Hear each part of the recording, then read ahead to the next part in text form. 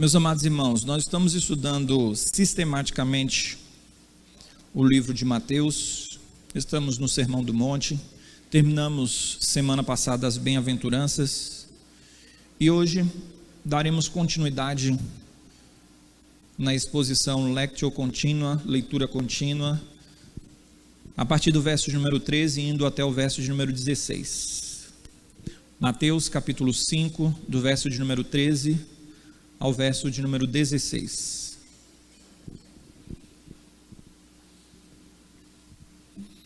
Eu vou proceder à leitura, vocês podem acompanhar a leitura que há de ser feita.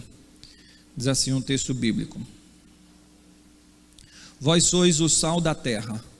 Ora, se o sal vier a ser insípido, como lhe restaurar o sabor? Para nada mais presta, senão para, lançado fora, ser pisado pelos homens. Vós sois a luz do mundo.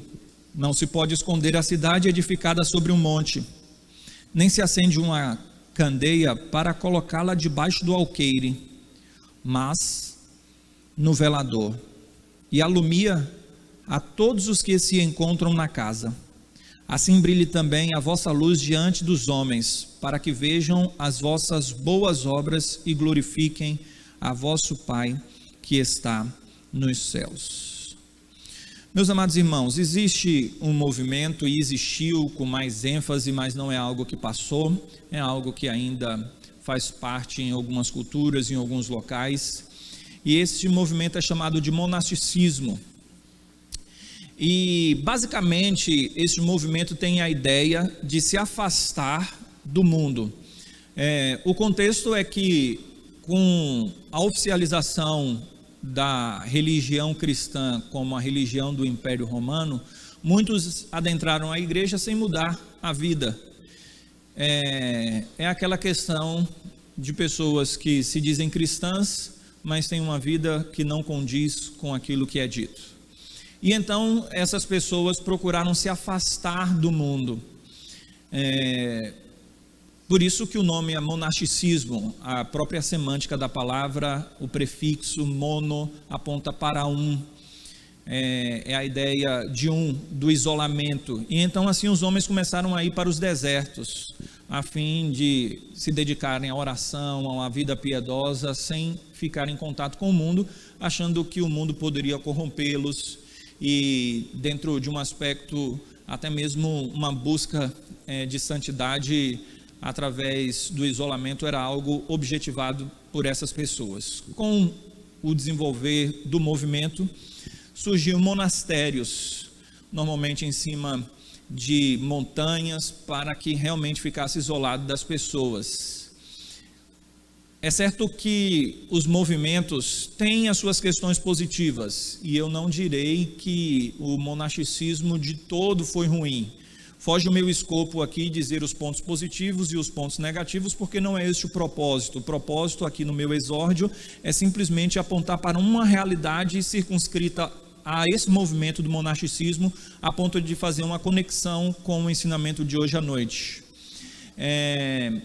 E o ponto em questão aqui é o aspecto do não contato com o mundo, dentro da realidade de que o texto diz que nós somos o sal da terra e a luz do mundo, e mostrando exatamente um contraponto a este movimento dentro da questão de que nós precisamos nos envolver com as causas desta terra, a fim de que as pessoas conheçam a Cristo através de nós. É essa a ideia e o sentido do que Jesus disse aqui, basicamente nesses versos.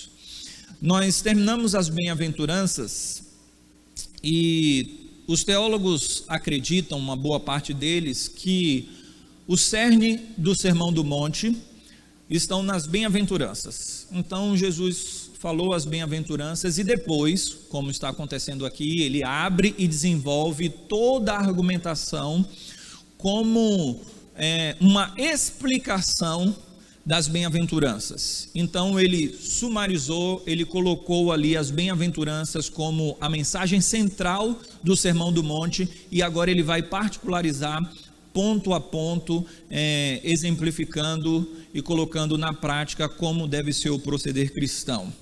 É certo que a bem-aventurança final tem um caráter de transição, mostrando essa conectividade, porque quando nós estudamos na semana passada, nós falamos sobre os perseguidos, bem-aventurados perseguidos, e a relação é como o mundo trata os cristãos, nessa questão de bem-aventurados perseguidos, é o mundo que persegue os cristãos. E agora nós temos o sentido inverso, como os cristãos reagem a este mundo. Então pode até parecer que depois de tudo que Jesus disse, os pacificadores, dentro daquele aspecto contracultural que nós falamos aqui ao longo dos 3 sermões que pregamos nas bem-aventuranças, dentro do aspecto de que nós somos diferentes do mundo, pode parecer e soar aos ouvidos de alguém que nós não nos encaixamos nesse mundo, portanto nós devemos nos isolar. Mas é exatamente o inverso que Jesus está colocando logo na abertura do seu ensinamento pós-bem-aventuranças, pós-beatitudes. E o interessante para notarmos a questão da conectividade é que todas as bem-aventuranças, excetuando a última, o Senhor trata a questão nos seguintes termos: bem-aventurado os, bem-aventurado os, bem-aventurado os, colocando de uma forma geral: bem-aventurados os humildes de espírito, bem-aventurados os misericordiosos, bem-aventurados os pacificadores e todos os outros. Mas no último, o Senhor se volta para aqueles que ali estão. Se você observar, o verso de número 11 diz: bem-aventurados sois quando? Bem-aventurados são vocês quando acontecer isso. Ele particulariza e coloca: bem-aventurado vós, vocês que estão me ouvindo. E depois, quando nós olhamos para o verso de número 13 e 14, nós também encontramos essa particularização apontando para aqueles que ali estão. Vós sois o sal da terra, vós sois a luz do mundo. Então a conectividade, ela é interessante porque até mesmo dentro de uma argumentação, dentro de um sermão, nós não podemos dizer que existem pontas soltas que não estão em relação com as outras. Não, muito pelo contrário. Quando em qualquer discurso alguém está falando alguma coisa, existe uma conectividade de argumentação e sem dúvida nenhuma nós encontramos aqui esse texto em total consonância com o que estava sendo dito até então. E é pensando sobre essas questões que nós vamos meditar sobre esse duplo aspecto: o sal e a luz, dentro da identidade do cristão. Portanto, esse é o nosso tema: sal e luz, a identidade dos seguidores de Jesus. Como as bem-aventuranças são contraculturais, temos agora um impacto que pode transformar este mundo, na particularidade deste ensino. Então a ideia é que os cidadãos do reino representam seu rei neste mundo caído. E então nós temos Jesus que passa a falar ao mundo caído dentro de uma questão de transformação. Então nós temos os cristãos que já foram transformados e esses cristãos são instrumentos de Deus para a transformação de outros. A grande verdade é que a obra é do Senhor, mas o Senhor usa pessoas para que essa obra seja efetivada. Nós não podemos perder isso de mente, porque a grande questão é que nesses contextos normalmente nós excluímos a tarefa do homem, alguns assim fazem, né? Quando supervalorizam a tarefa de Deus. E quando eu quero falar supervalorizar a tarefa de Deus, eu estou querendo dizer a realidade exclusiva da ação de Deus. É lógico que a ação de Deus é uma ação primária, mas isso não exclui a ação do homem na manifestação da justiça na terra, na manifestação, na pregação e todas as outras questões da instrumentalidade do homem no avanço do reino de Deus aqui na terra. E dentro desse quesito, vamos olhar a identidade do sal. Quando nós falamos propriamente em essência, nós já apontamos para aquilo que é próprio e característico, e identidade e essas questões todas. Então, quando nós falamos de sal, nós entendemos as características, as propriedades inerentes ao sal. É certo que quando nós falamos sobre isso, nós pensamos no aspecto de condimento, mas nós precisamos olhar numa cultura aonde não havia refrigerador, aonde não havia geladeira, e o sal tinha sim a sua função de condimento, mas essa era uma função mais secundária. A função principal era proteger o alimento, propriamente a carne, né, de um estado de putrefação. Então servia como aí um agente de preservação. Quando nós olhamos para a palavra do Senhor Jesus direcionada aos discípulos, notem que Jesus não fala, vocês serão, apontando para uma questão de futuro, para uma questão de que os cristãos precisam ser, devem ser, não. Ele já crava, vós sois, e é simples entendermos tal realidade. Se nós entendemos que os cristãos têm todas as características, têm todas as beatitudes faladas até aqui, então não existe a probabilidade de eles não serem, ou deles buscarem a ser. Não, a grande verdade é que eles já são.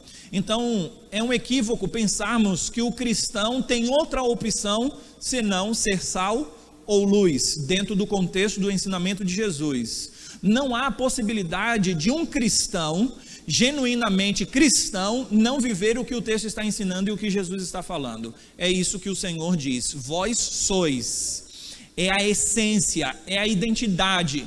Por isso que eu separei como meu tema a identidade dos seguidores de Jesus sendo sal e luz, porque é uma questão de essência. É uma questão de transformados e regenerados, nós agimos em conformidade com aquilo que o Senhor Jesus requer de nós. Ainda pensando nesse aspecto do sal e a sua propriedade, como eu disse, a questão de preservação, segundo os estudiosos, é a característica primordial e principal e quiçá exclusiva do que Jesus está falando. É lógico que num sentido mais periférico, pode ser que o cristão seja considerado como aquele que tempera o mundo, que dá sabor ao mundo, mas na sua característica essencial, o que o texto está querendo apontar e dizer é sobre a preservação da putrefação do mundo que está em decadência. A grande verdade, meus amados irmãos, é que no contexto do Evangelho de Mateus, como nós já estamos estudando, a chegada do Reino dos Céus, a pessoa de Cristo que inaugura o reino de Deus chegado ao mundo, e essa perspectiva do avanço, aonde não ficará só circunscrita a uma região da Judéia, a região dos judeus, mas que há de se ampliar e cada vez mais chegar em territórios longínquos, e dentro do aspecto de que o reino avança. Esta é a temática inclusive do próprio Sermão do Monte, quando o Senhor nos ensina a orar, venha o teu reino, é a ideia do reino que chegou e que avança, um desejo que esse reino venha cada vez mais. Então em contraposição a esse pensamento, porque esse é o aspecto positivo, e quando eu falo de contraposição eu estou falando no aspecto negativo, que o mundo e o pecado avança. Um estado de putrefação em uma carne faz mais ou menos isso. A questão vai ficando de mal a pior, vai se alastrando, uma gangrena, por exemplo, isso acontece muito, e é o aspecto de que o sal, nós que estamos no mundo, retarda e faz com que esse mundo não se deteriore, indo de mal a pior. Então a presença do cristão na terra tem um fator positivo para que o pecado não avance dentro da questão de um mundo caído, um mundo morto, um mundo que não tem Deus.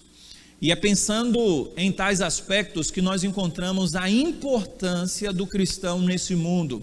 A grande verdade, meus amados irmãos, é que se não houvessem cristãos nesse mundo, nós veríamos que este mundo estaria bem pior do que ele se encontra. É certo isso. Então nós somos o agente de preservação neste mundo caído. Dentro desse aspecto, quais lições nós podemos extrair?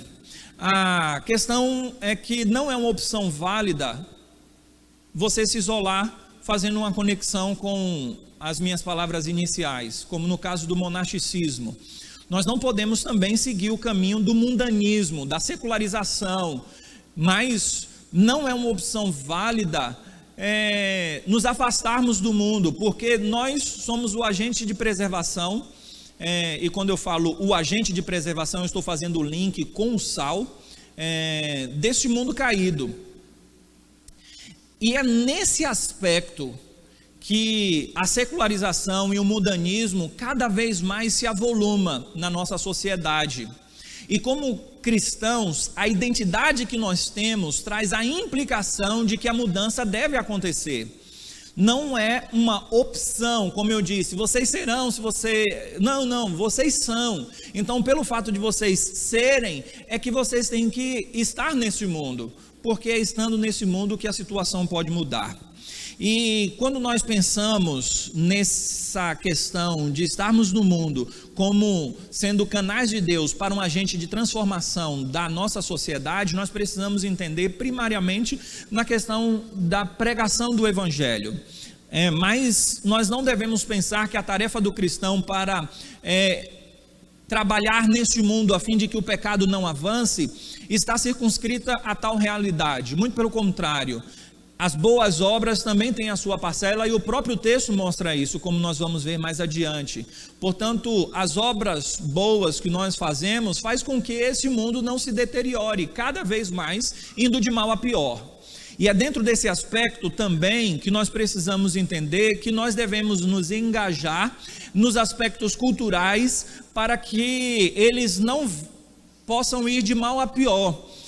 Cristãos, eles podem se envolver com as questões culturais das artes, da música e de tudo mais, como agente de preservação também, porque vai fazer um contraponto nesse mundo caído, e não só dentro desse aspecto, mas um aspecto positivo de não fazer com que o pecado avance em proporções de destruição, mais do que nós já temos no tempo presente. Agora, um exemplo bem particularizado dessa questão do não avanço da pecaminosidade, hoje inclusive eu estava conversando com uma família e isso veio na nossa conversa, e eu já tinha até preparado para dar esse exemplo, mas a própria pessoa colocou esse exemplo também, no aspecto de que quando nós somos servos do Senhor Deus, em um contexto pecaminoso, as pessoas nos notam e elas se refreiam em relação a uma prática do mal. Talvez você já tenha experimentado isso no colégio, na faculdade ou até mesmo no trabalho. Alguém que, por exemplo, conta uma piada indecorosa e ao chegar o cristão, então eles mudam de pensamento, de atitude, não, já vem um cristão ali, ele não aceita, ele não gosta, vamos evitar, coisa dessa natureza.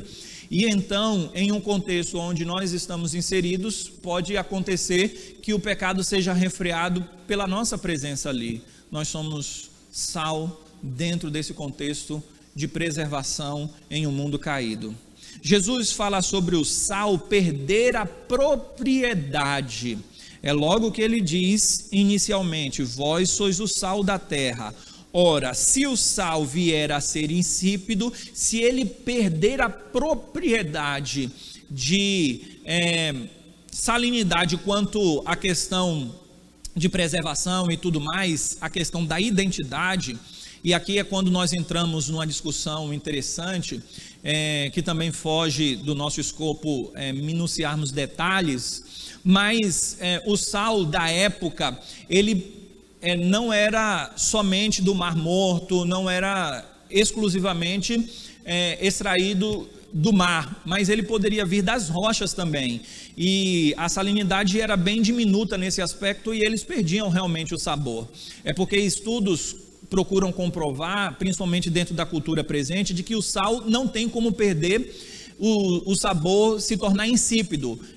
Pessoas pensam assim, mas nós precisamos partir do ponto de que há uma cultura diferente e aspectos diferenciados, e Jesus está falando exatamente da realidade do sal perder a sua essência, e ele fala o que deve acontecer quando isso é uma realidade. Ele para nada mais serve, então ele deve ser lançado fora e então pisado pelos homens.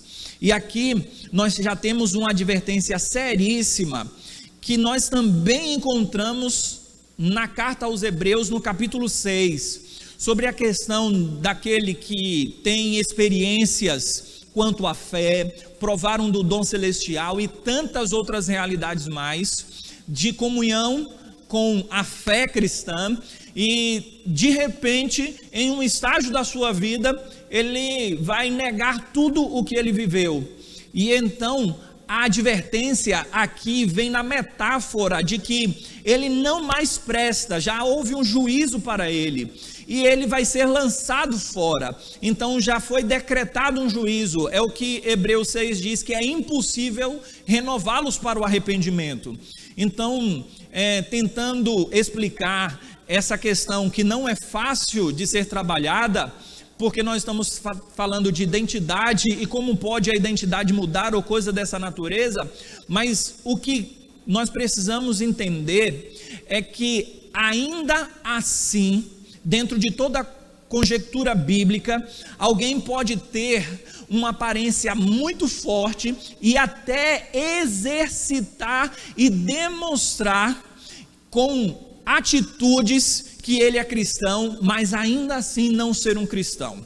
Vou tentar fazer o paralelo entre esses dois textos que eu citei, e esse texto que nós estamos estudando, Hebreus 6, com uma outra realidade, na qual Jesus diz que naquele dia muitos chegarão diante dele e falarão: Senhor, nós expulsamos demônios, nós falamos outras línguas, nós curamos enfermos, e Jesus dirá para estes: apartai-vos de mim, eu nunca vos conheci. Então, ainda que todas as manifestações, até manifestações sobrenaturais, tenham ocorrido na vida deste, é certo que ele nunca pertenceu ao Senhor. Então é dentro desse contexto que o Senhor lança fora, é dentro do contexto de que manifestações visíveis podem apontar para uma realidade, mas ainda assim esta realidade ela cai por terra por causa que a identidade ela não é preservada. Nós estamos falando sobre algo que é oculto aos nossos olhos, a ação do Senhor Deus no nosso coração, e nós também estamos falando daquilo que é visível, perceptível, que é a questão das manifestações exteriores de uma vida cristã. E, portanto, cabe para nós entendermos essa advertência. Nós não estamos excluídos de tais realidades. Quando pensamos o seguinte: mas eu já evangelizei, pessoas já se converteram através da minha evangelização, do meu ministério. Eu já ocupei o cargo de presidente em uma das sociedades internas, eu já fiz isso, já fiz aquilo. São manifestações, mas que não determinam de fato que nós somos do Senhor Deus. A grande verdade é que nós precisamos viver o cristianismo de uma forma integral. E no texto particularizado, o que o Senhor está falando é que nós temos que brilhar nesse mundo como luz e precisamos dar sabor a este mundo como sal, dentro do aspecto de que o pecado não pode avançar e nós precisamos então demonstrar quem nós somos. São duas metáforas, as duas caminham no mesmo sentido, as duas se complementam, mas cada uma com a sua particularidade em relação àquela essência que Jesus está usando aqui de comparação. E é pensando nisso que nós vamos para o nosso segundo e último argumento, que é a identidade da luz. Mas nós não devemos dissecar ou dissociar um do outro, muito pelo contrário, um é desdobramento do outro e um lança luz ao outro, nesse aspecto de uma comparação entre a metáfora e a realidade do cristão. Houve um período na história da humanidade que ficou esse período conhecido como o período do iluminismo. E o que esse período apregoava, o que estava dentro do contexto desse período. Era a questão de que o conhecimento, a filosofia e a racionalidade, o conhecimento humano traria luz e liberdade, libertação, avanço, crescimento. Era um período de otimismo, um período em que as pessoas diziam, inclusive foi nesse período que se cunhou a expressão Idade das Trevas, se referindo ao período da Idade Média, como um contraponto de que naquela época as pessoas estavam no obscurantismo, não tinham conhecimento de nada, por isso sofriam, por isso a religião oprimia e tudo mais. Agora nós estamos no período em que as luzes estão brilhando, e agora nós estamos vivendo uma nova era, a era do conhecimento, e o mundo será um outro mundo. Assim apregoavam os iluministas da época. É certo que o verdadeiro conhecimento liberta, mas não esse conhecimento de um assentimento intelectual, não esse conhecimento de fatos, de questões próprias da humanidade. O conhecimento que liberta é o conhecimento da palavra de Deus.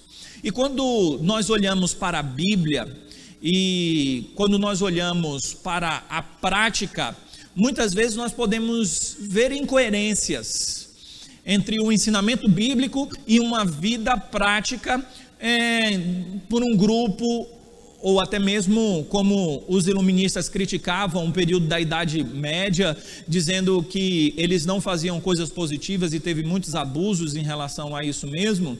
Mas nós precisamos entender que o Evangelho, ele não se torna verdadeiro na prática do outro. Nós não podemos entender desta forma. Ele só tem validade se na prática do outro eu então perceber isso. Aí ele se tornou verdadeiro. O Evangelho já é a verdade por si só. A grande questão é que na vida daquele que serve a Deus, é um imperativo ele viver em comum acordo com aquilo que ele entende mentalmente, aquilo que ele profere, a sua profissão de fé, aquilo que ele crê, aquilo que ele fala. Mas pensando em um aspecto muito mais intrínseco, dentro do aspecto da luz, dentro do contexto bíblico, nós precisamos entender que a luz, segundo as Sagradas Escrituras, implica não só em conhecimento, mas também em vida. Quando nós olhamos o Evangelho de João, por exemplo, se você lê-lo atentamente, o evangelista, o apóstolo João, ele vai sempre fazer o contraponto entre trevas e luz. Ele vai sempre trabalhar entre luz, trevas, luz, trevas, luz, trevas. E essas figuras, elas são repetitivas na Bíblia, dentro do aspecto da característica da luz e dentro do aspecto da característica das trevas. E representa muitas coisas a luz, mas essencialmente eu gostaria de falar sobre as duas principais, que é a questão da vida e essa questão do conhecimento. Quando, por exemplo, Nicodemos vai se encontrar com Jesus, toda vez que João vai relatar esse fato, ele diz: Nicodemos, aquele que foi encontrar Jesus na noite. Ele sempre vai falar, colocar Nicodemos e qualificá-lo. Quem é esse Nicodemos? Aquele que foi procurar Jesus durante a noite. E então, não é de somenos importância na mente do evangelista esse aspecto. Ele está querendo colocar exatamente aquilo que o contexto aponta. Ele está envergonhado de procurar Jesus durante o dia, durante a luz, porque outros poderiam criticá-lo. Ele é um líder religioso, ele é um fariseu, ele é um dos principais. Mas quando ele vai falar com Jesus, parece que ele tem conhecimento, porque ele diz: Jesus, sabemos que o Senhor vem da parte de Deus, porque ninguém faz as obras que você faz se Deus não for com ele. E então Jesus mostra, não só para ele, mas para nós, que Nicodemos não tinha conhecimento nenhum, porque depois, no diálogo um pouco mais à frente, Jesus diz: você é doutor da lei, não compreende essas coisas que eu estou lhe dizendo? E dentro do contexto é exatamente a falta de conhecimento e particularmente a falta de vida, porque Jesus diz para ele: Nicodemos, importa-vos nascer de novo. E aí aponta exatamente para a verdadeira e principal vida, que é a vida espiritual em Deus. Portanto, percebam que a questão do contraste aqui é mostrar que aquele que está em trevas, ele está morto e ele não tem o conhecimento da verdade. E aquele que está na luz, ele tem vida e ele tem conhecimento da verdade. Portanto, o que se implica dessa relação é que nós, cristãos, precisamos, como luz, manifestar a vida de Deus, precisamos manifestar o conhecimento de Deus em um mundo caído. Simples, objetivo e direto. Portanto, é assim que o cristianismo funciona na vida daquele que é cristão de fato e de verdade. E o Senhor Jesus vai mostrar exatamente que não é possível alguém que é luz, porque ele está dizendo, vós sois a luz do mundo. Ele está dizendo, é impossível alguém que é luz não viver em conformidade com a luz. É impossível ele dizer, eu sou luz, e não viver dentro da funcionalidade da luz. E é isso que Jesus vai falar, porque ele diz o seguinte, não se pode esconder a cidade edificada sobre um monte, nem se acende uma candeia para colocá-la debaixo do alqueire, mas no velador, e alumia todos que se encontram em casa. Então a figura é a seguinte, uma cidade que está em cima do monte, não tem como você escondê-la, ela é visível. E aí depois vai falar sobre a luz.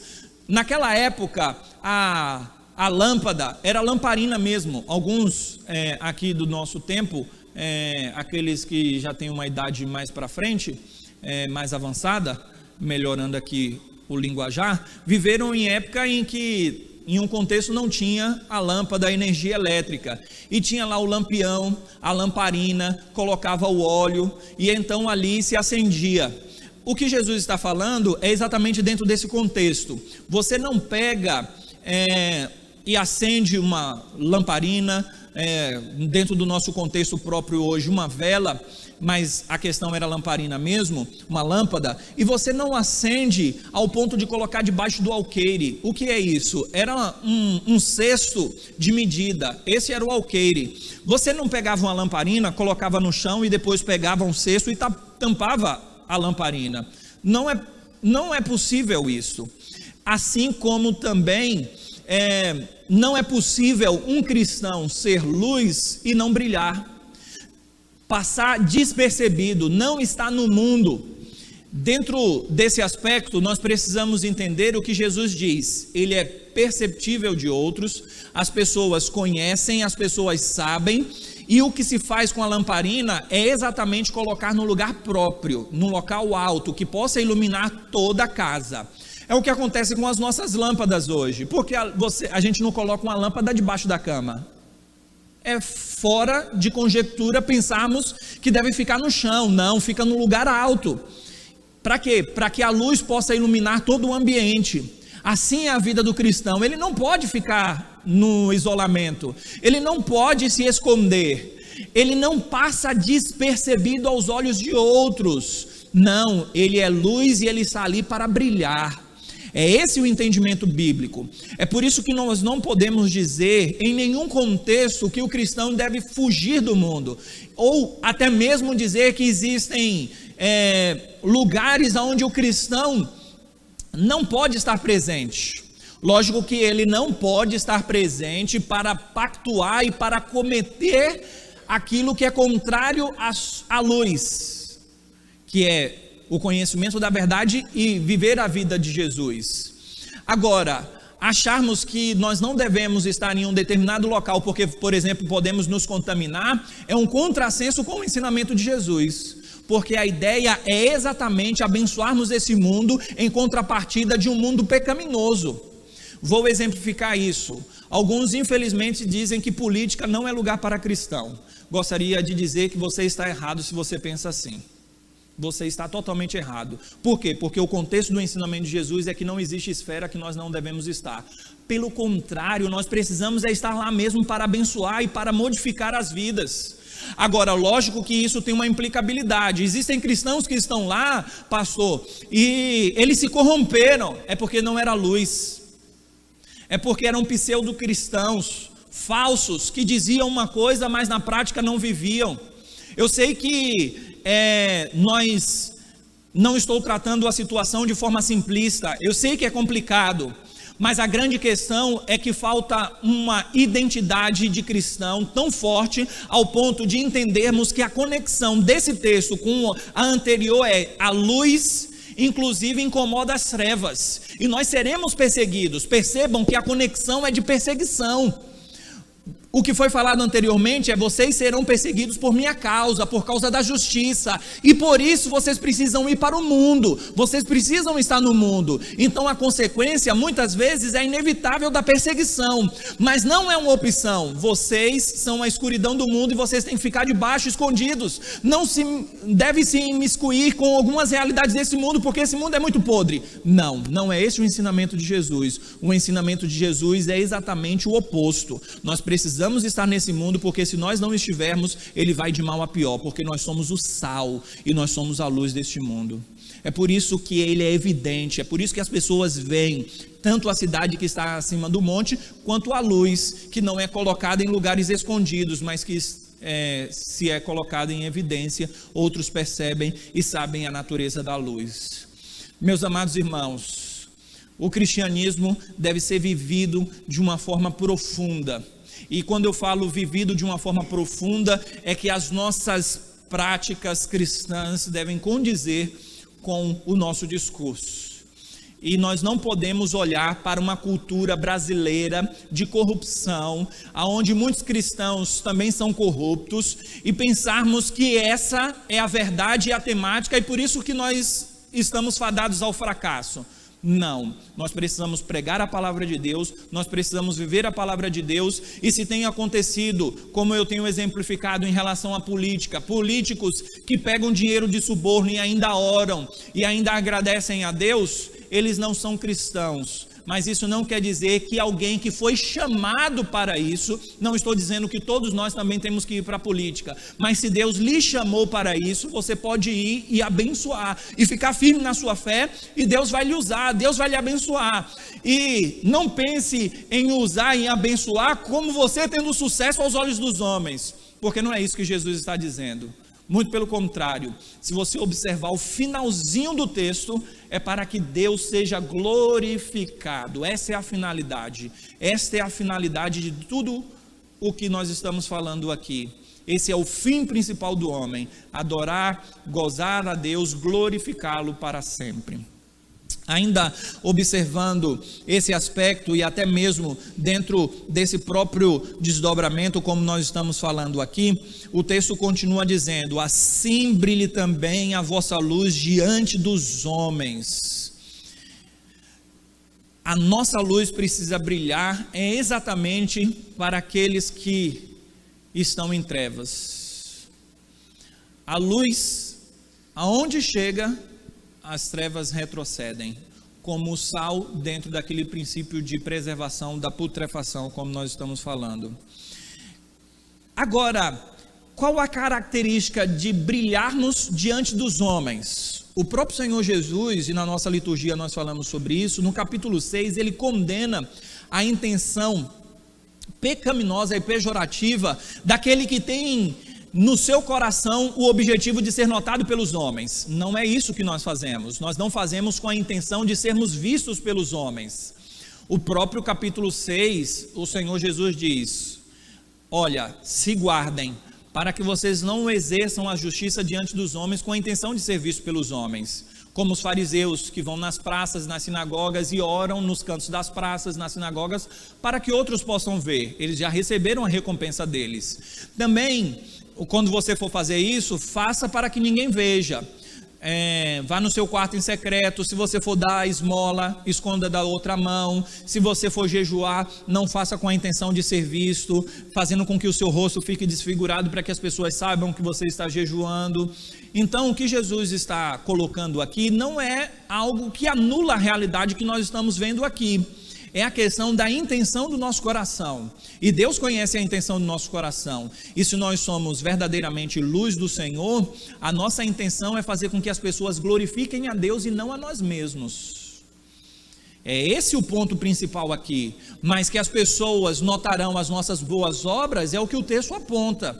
Brilha a vossa luz diante dos homens. E aí a continuação: para que vejam as vossas boas obras. É certo que o nosso discurso tem a sua validade, mas o que tem mais força é quando alguém lhe conhece e sabe que você pratica boas obras. A atitude tem mais força do que palavras. Discurso é importante, a evangelização é importante, mas a força do discurso estará em uma vida prática. E a intenção é que eles vejam as nossas boas obras.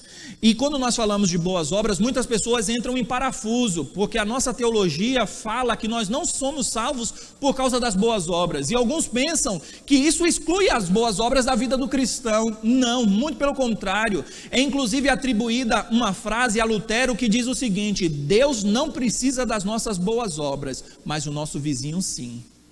Então, a ideia é que nós estamos neste mundo para manifestar o caráter de Cristo, e Cristo foi bondoso, Cristo foi magnífico, em uma virtude que era em favor do outro, e nós amamos o nosso próximo quando nós servimos a causa do nosso próximo. Portanto, o que o texto está dizendo é que as pessoas precisam ver Cristo em nós através das nossas boas obras. Isso quer dizer que você deve servir o seu vizinho, isso quer dizer que você deve ser favorável com seu colega de trabalho, quando ele pede alguma coisa, e quando você não tem muita vontade de fazer, mas a sua obra precisa brilhar através de você, para que eles vejam Deus em nós.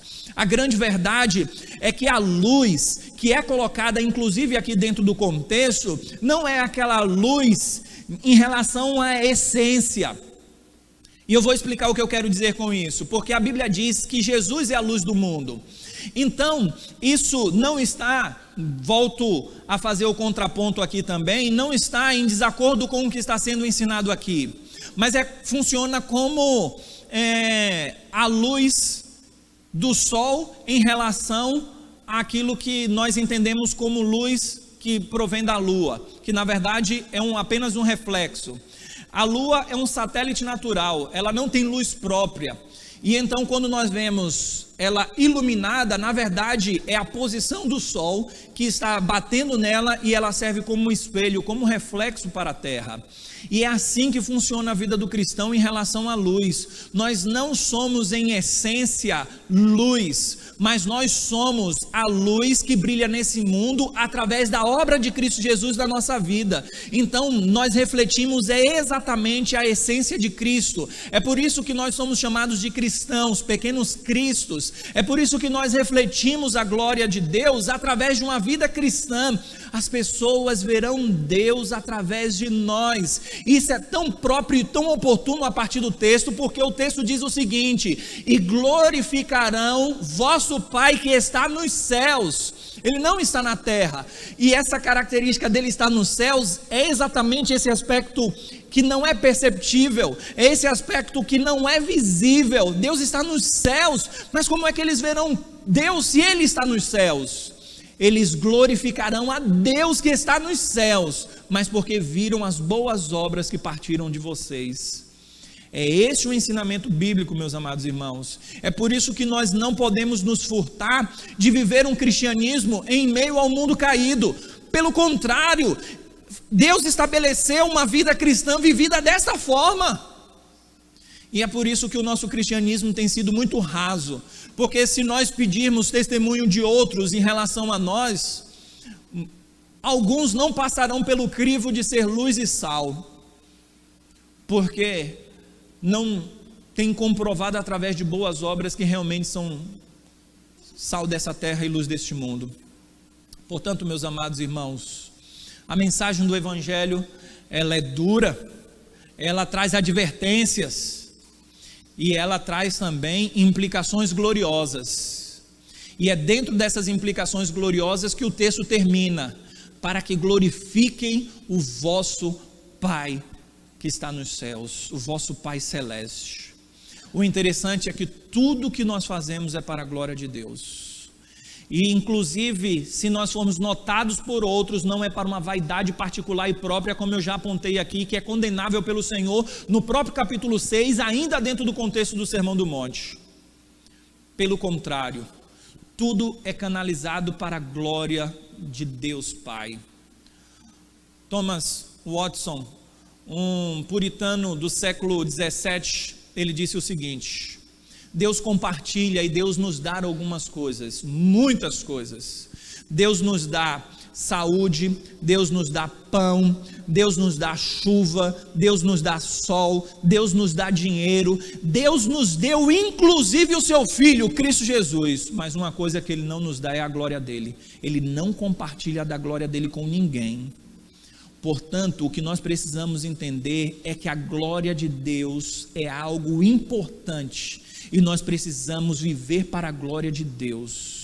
Nós não podemos fugir de tal realidade. A nossa vida cristã, ela é vivida para a glória do Pai, para que as pessoas vejam Cristo, vejam Deus em nós e glorifiquem a Deus, glorifiquem a Deus. A vida não é sobre nós mesmos, a vida é sobre Cristo e a sua obra. O Evangelho é para mostrar que o homem pecador foi resgatado, e então Deus tem que receber toda a honra e toda a glória, porque Ele é amoroso, misericordioso e libertador. Portanto, gostaria de concluir, como de costume, abordando e colocando exclusivamente o ensinamento na pessoa de Cristo. Eu faço isso normalmente, não quer dizer que eu faço exclusivamente no fim, eu faço isso ao longo do sermão, mas é próprio resumirmos todo o ensinamento olhando para Cristo, para que não sejamos moralistas ao ponto de dizer, seja luz, seja sal, seja luz, seja sal, achando que você consegue fazer isso pelas suas próprias forças e que fazendo isso você é o cara. Não, a grande verdade é que a obra de Cristo na nossa vida é que faz com que sejamos o que somos, e ainda assim a glória volta para Cristo, e como nas palavras de João Batista, importa que ele cresça e que eu diminua. Portanto, não quero ficar falando simplesmente o que você tem que fazer, mas eu quero dizer o que Cristo fez por você. E Ele foi verdadeiramente a pessoa que trouxe o retrocesso em relação ao pecado no mundo. Se Ele não tivesse vindo ao mundo, se Ele não tivesse se manifestado no mundo, o nosso coração podre, maligno, perverso, de onde procedem todas as coisas ruins, iria de mal a pior. Então Ele veio para retardar, e não só retardar, mas Ele veio para mudar o nosso coração. Ele veio para transformar o nosso coração, que estava destruído, que estava totalmente quebrado. E então Ele veio para que o mundo não vivesse em pecado, como nós temos visto. E se há uma retardação em relação ao avanço do pecado no mundo, é porque a chegada do reino de Deus veio na pessoa de Cristo Jesus, e uma questão anula a outra. Quanto mais o reino avança, mais o mundo retrocede, mais o mundo retrocede, e o reino avançou por causa da obra de Cristo nas nossas vidas, e então o pecado, sem dúvida nenhuma, não tem vez na vida do cristão, porque a obra de Cristo é quem faz isso, e você só pode ser sal e luz por causa dessa obra de Cristo na sua vida. E por fim, Jesus foi a luz que veio a esse mundo, e não teve como passar despercebido. Jesus não passou despercebido nesse mundo, pelo contrário, Ele realizou boas obras. Essas boas obras autenticaram a sua mensagem, confirmaram que aquilo que Ele dizia era verdade. E o interessante é que Ele não queria o alarde. Ele, antes, quando realizava uma obra, curava alguém, Ele dizia o seguinte: não conte para ninguém. Mas Ele não conseguia ficar oculto diante de um mundo caído.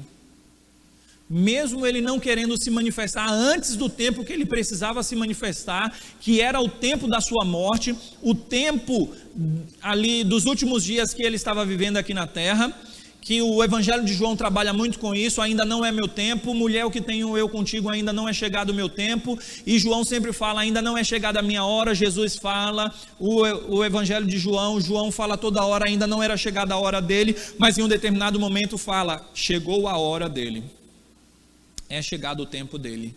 E é por isso que Ele se esconde, mas Ele se esconde em relação a não querer ser ovacionado pelas pessoas. É porque ele não queria ser considerado como um líder, como o cara, como nós falamos no nosso linguajar popular.